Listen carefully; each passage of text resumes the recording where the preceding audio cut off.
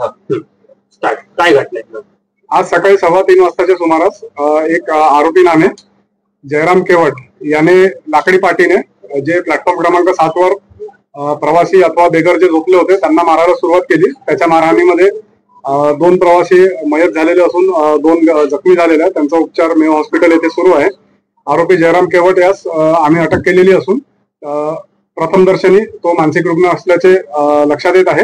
तरी पुढील तपास सुरू आहे। नागपूरचा होता याबद्दल काही माहिती कळली? तो आरोपी उत्तर प्रदेशचा होता, सीतापूर। नागपूरचं काय कनेक्शन होतं? नाही, सध्या अजून काय।